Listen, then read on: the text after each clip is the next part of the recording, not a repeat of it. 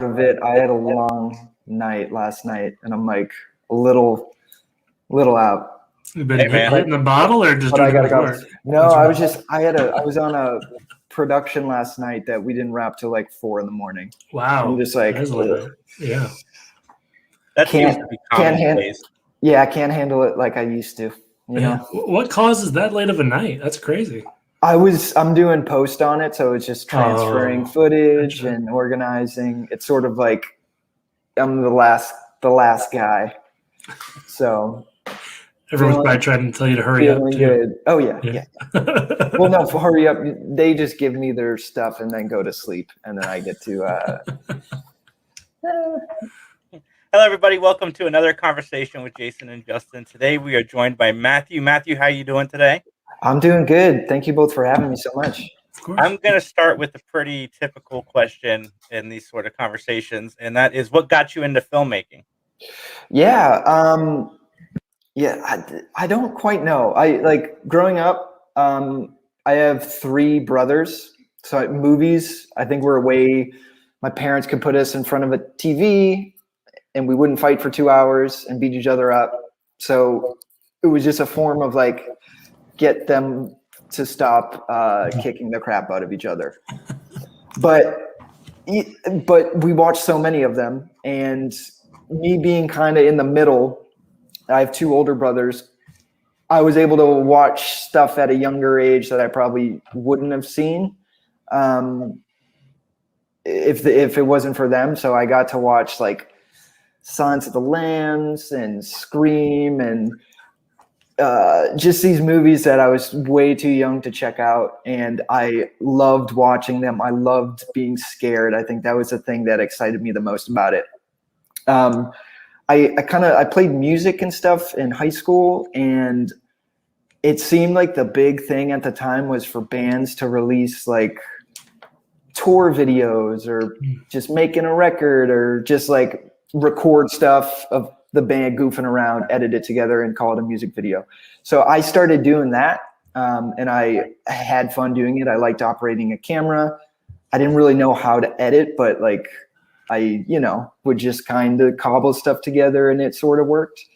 And then, I took a film course at school in Boston where I went to college, not really thinking or knowing it was a career to follow. Just in Massachusetts, I didn't know anybody that would film or anything like creative. It's a lot of like blue collar, or you work in medicine in some capacity. So film wasn't really a thing. But I remember taking a course. The first movie we watched was Manhunter, which I had never seen, but I'd seen Silence of the Lambs. And just like hearing how the professor was able to speak about film in a way that I had never thought of before. Just, it's more than entertainment. It's more than good or bad or scary or whatever. It was like, there's meaning behind it, and there's meaning behind the colors and the wardrobe. And it just kind of unlocked for me, like what cinema and movies can do.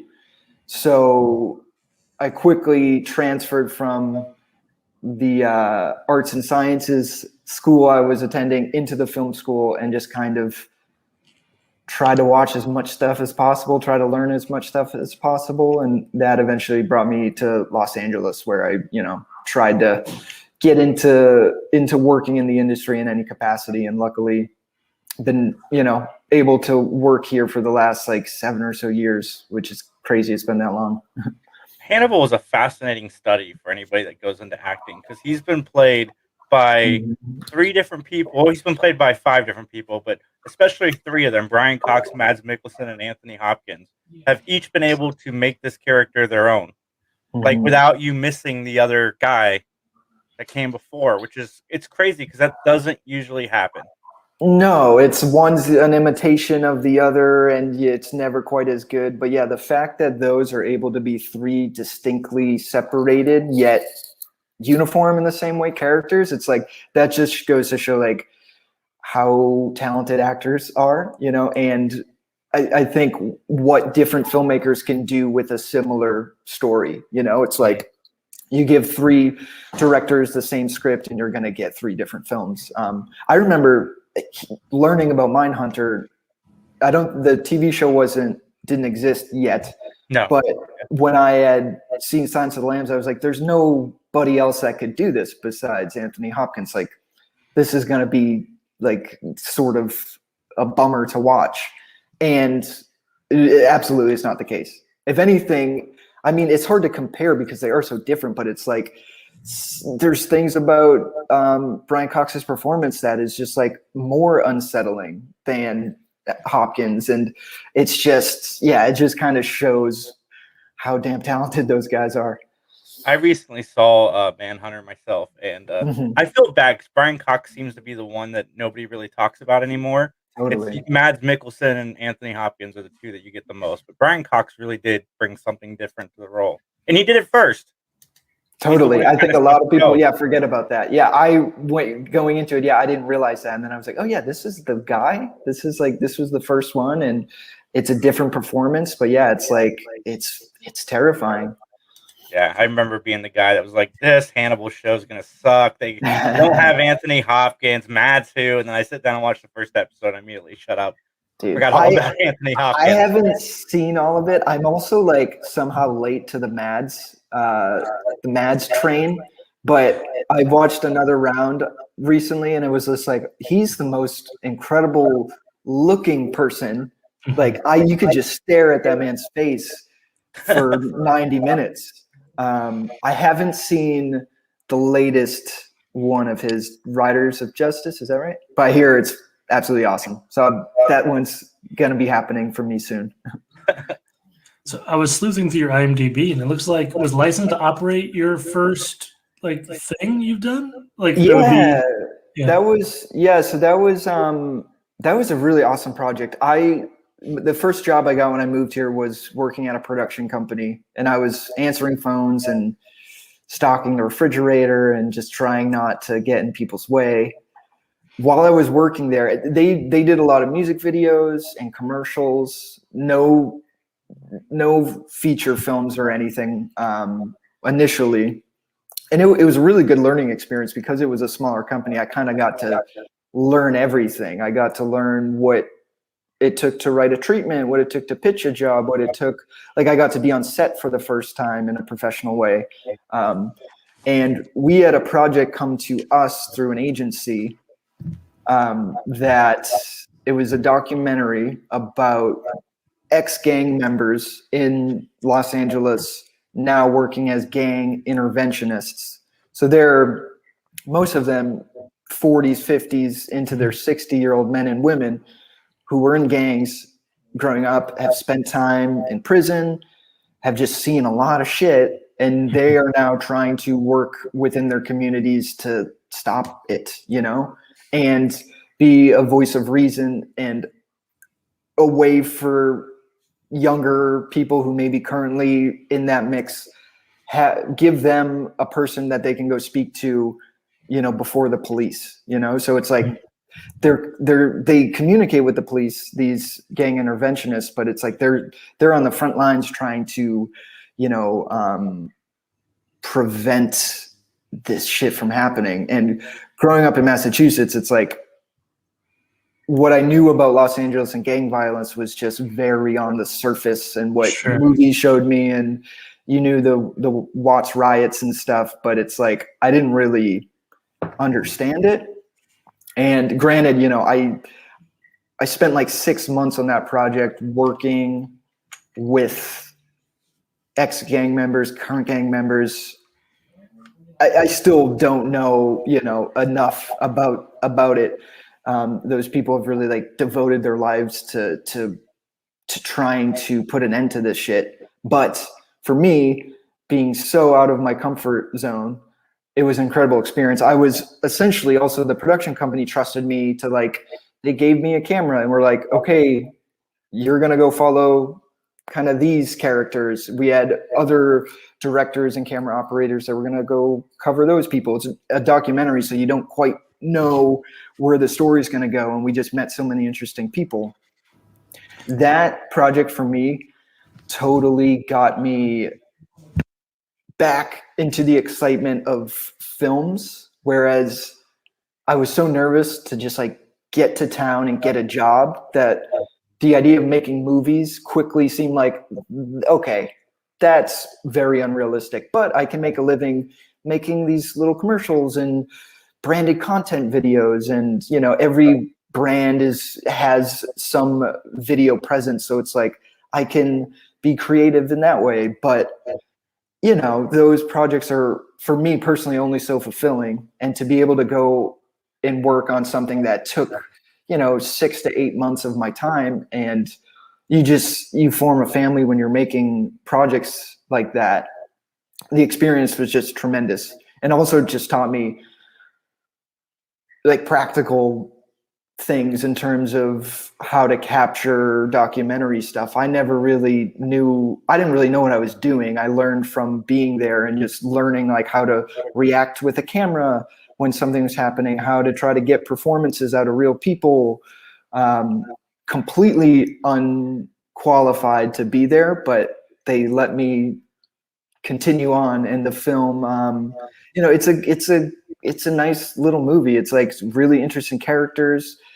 I had no idea before that people were doing that type of work. Sure. So, it definitely, that project means a lot to me, just the experience of it. It also, again, got me excited about like, oh yeah, features and the process of making something bigger than a 30-second spot.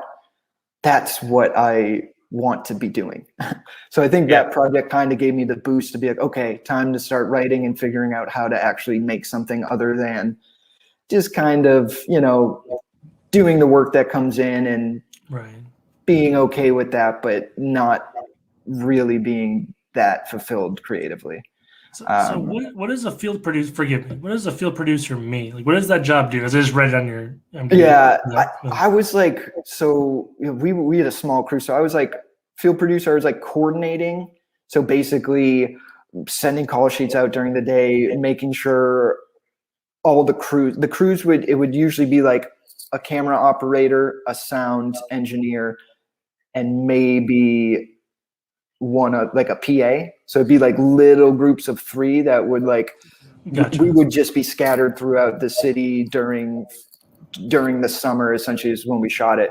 So I was kind of coordinating to just make sure everybody knew what everybody else was getting. During that process, they also entrusted me to start bringing a camera. So I became like field producer, but also camera operator. And for sure. Yeah. So yeah, it's like I think everybody did many things on that project, but ultimately that's what I'm credited with. Well, you had a bunch of credits. I was just curious. I've never seen that before. Yeah. So as we transition into what you're writing and directing, I want to ask you first what Namaste Bitches was. Oh boy, I think I was there for a day.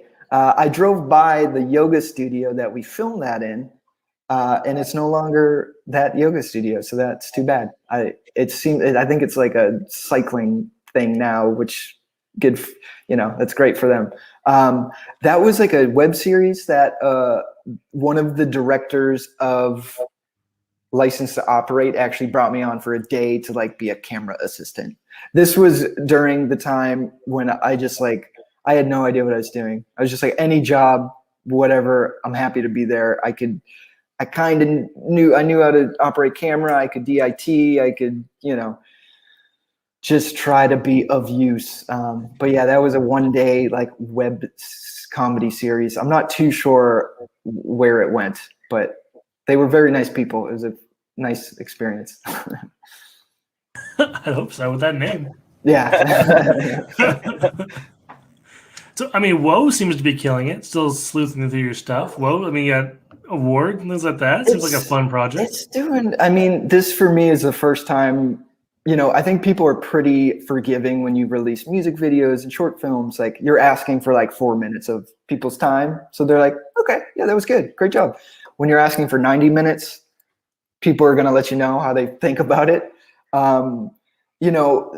This movie came together in a funny way. Like I had made a short film with Adam Helferty, who plays Charlie in the film, with Ryan Katner, who plays Benjamin, with Michael Lincoln, who DP'd Woe.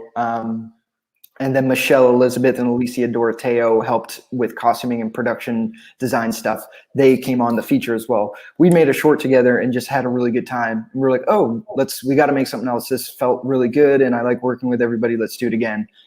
That just idea of working together just snowballed into, again, going back to like, came here because I want to make movies. Let's just try to go for it. You know, we can make another short film. We can make another music video. But that's going to be another year of our time where we aren't making a feature. So let's try to go for it. So it was like about a year of writing, and then another 6 months of like trying to get it together. And then we finally started filming in April of 2019.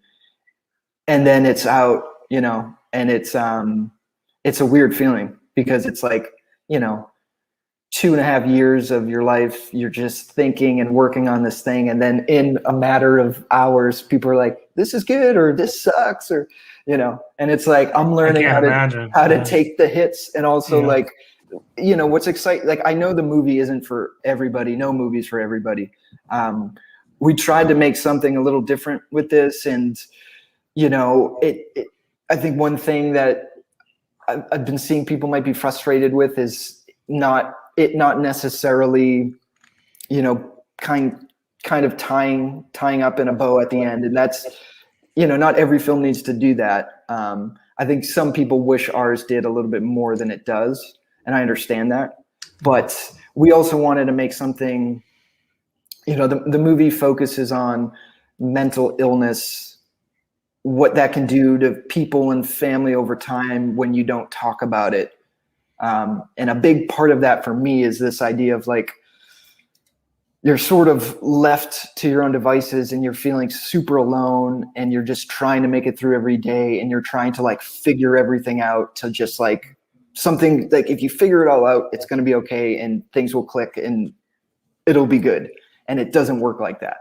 Life doesn't work like that. It's like a continuous process of trying to get better, and you're constantly being let down and failing, but you can learn from them.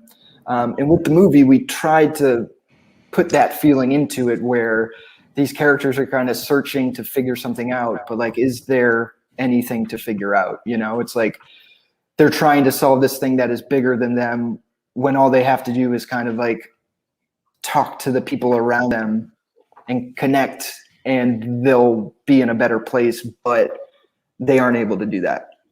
So we tried to present the film in that way. And it's been very exciting to see, you know, some folks write about it or leave a comment saying that like it got them to talk to their family about, you know, certain things that they have just generationally not spoken about, or things that are too uncomfortable to bring up. And that, you know, that makes it worth it. Yes. What is the process like of going from making small films to making something like this? Like, how do you go about selling your idea and getting the ball rolling on making a feature film? Totally. I had a friend tell me like, dude, it's the same thing. It's just a little bit bigger. And that's like kind of true, but it's not. Like a short film, you can like, you know, the writing can take as long as it needs, but like you could kind of knock it out in a day or two, you know. This was obviously a much bigger scope for me personally, and for like a personal project. It was a 13-day shoot, which is really fast in terms of a feature, but you know, it was still a lot of time for me for something that I was directing and trying to, you know, push forward. So what's an average shoot time? Forgive me, I'm just curious. It's a quick shoot time. What's an average shoot time? I think like for like an indie film, like it seems like 25 days. Okay. You know, I know like that, like if we had a couple extra days, it would have been like sweet, you know, but we were, you know, and Hollywood movies can go for months at a time. Yeah, for like sure. They can shoot for like 90 days or whatever. But yeah, I think like 20, 25, even 30 sometimes. But yeah, we had 13 and it was like, okay, I think we can do this. We can figure this out. It's a much bigger beast than what I've worked on in the past. The thing that felt pretty good was like I took a job like year and a half, maybe 2 years before this project was ready to go, to just save money, because I'm not the best salesman. So I was like, I don't know if I'm going to be able to sell my idea, but if I can save the money and fund the film and at least get it shot. I kept thinking, like, if I could just get the film captured, I can do something with it. Like, I just have to have footage. I kind of make a living as an editor. So I was like, as long as I can get the footage, I can edit the movie, and I can edit the movie and then go back to getting paid. I can go back to the movie, work for a month, go back to getting paid for a month.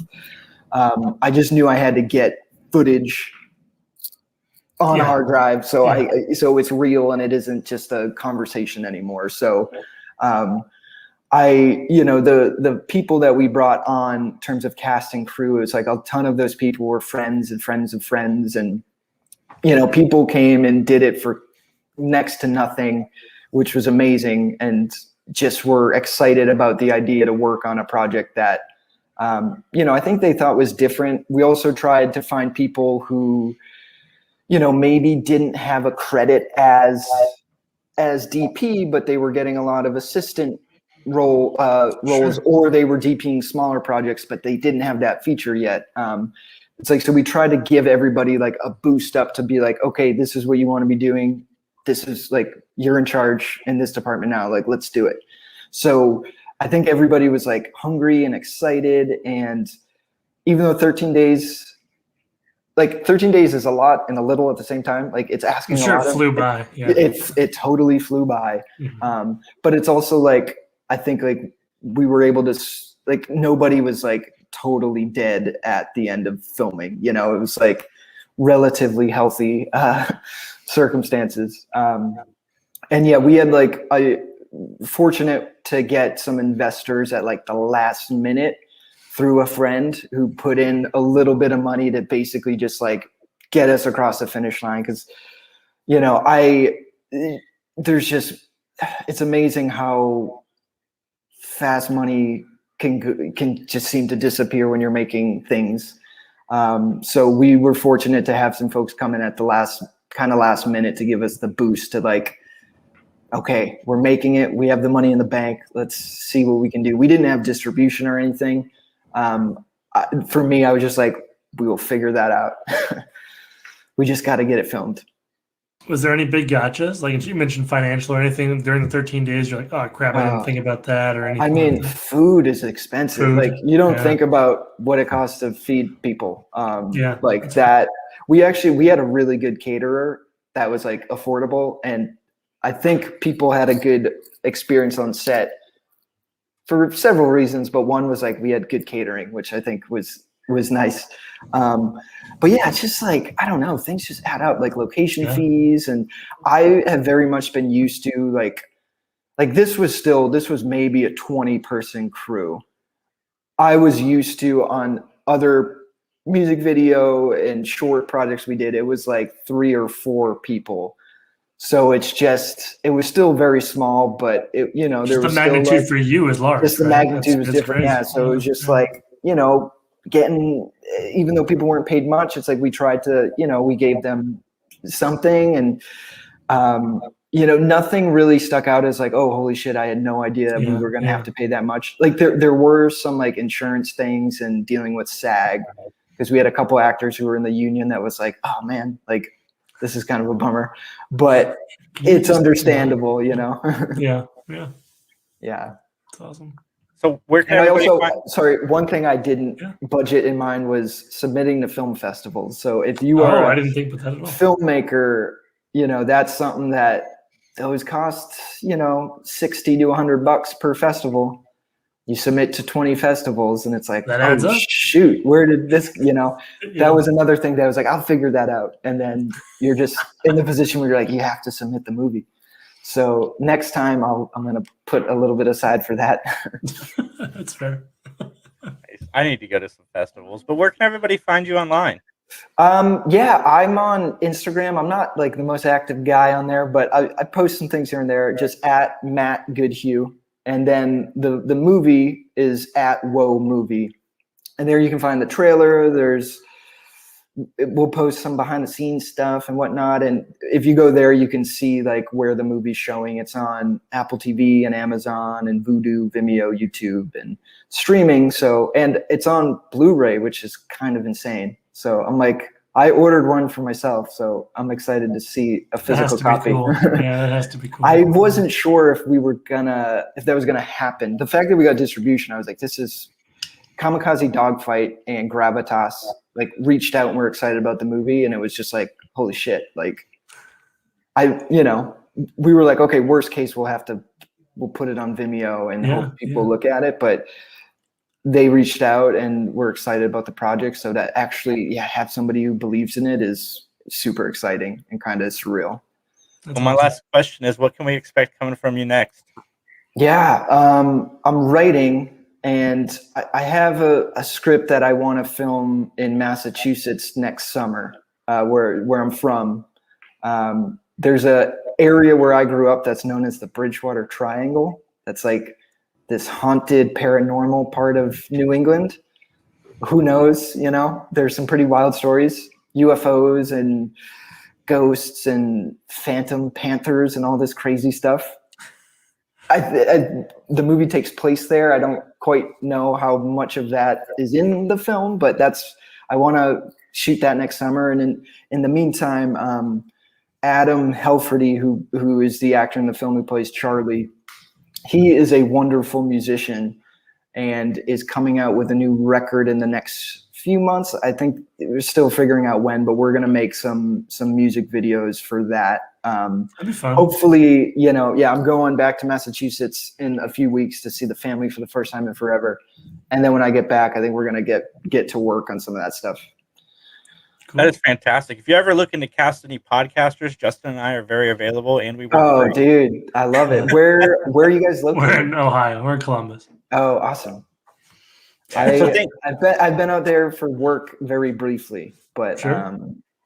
That's great. Yeah, the movie I'm working on kind of has a bit of a podcast self-help character, so I might have to call you guys. I mean, pro bono. Yeah, just send the craft services. It's all good. Do you guys write and make films yourselves? No. Well, I have an idea for a story that I came up with recently that I'm going to try to write.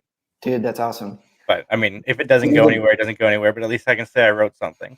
Exactly. That is the hardest fucking part. Is just sitting and doing it. It's like, because there's so many other things that you should be doing, and then it's like, this idea sucks. I shouldn't. If you can get yourself to sit down and focus for like 3 to 4 hours a day, you're good, man. Just keep doing it. Awesome. Well, thank you. And I will make sure I share the links to check out the movie everywhere. And guys, check out Matthew. He's great, fun, as you saw in this interview. Thanks a lot, Matthew, for coming on. I hope we can connect in the future and maybe get you on our live show. Oh, that'd be great, man. Jason, Justin, so nice to meet you guys. Things are slowly getting back to normal. So maybe we'll get to meet one of these days. Be cool. Have you guys been to the movie theater yet? Yes. Yeah, I saw Wrath of Man. I think that's my movie. I'm hearing really good things about it. I liked it. You liked it? Yeah. I saw Spiral. Oh, I haven't seen it yet. Did you enjoy it? I did. Yes. Chris Rock's not the greatest actor in the world, but the movie is still great. Why you shouldn't end the podcast shooting fires over at Chris Rock? It's pretty damn cool he's in it though. Like, it is. It's like he came up with the idea and the story, and I thought he did a really good job with that. Yeah. I got to check it out. I went to what's very exciting about living in Los Angeles is they do like early screenings of stuff, and I'm like signed up for the new Robert Eggers movie.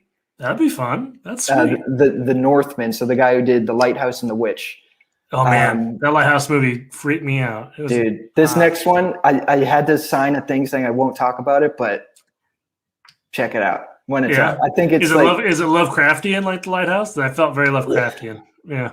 It's like it's all good. No, I don't want to get in trouble. It's just like it's bigger. It's even bigger. So it's just like, God, this guy he makes such crazy movies. But they're like, it was a trip. Everyone watching, listening, please hit that subscribe, hit that like button. Thank you so much for joining Justin and I. Thank you again, Matthew, and everybody have a great day.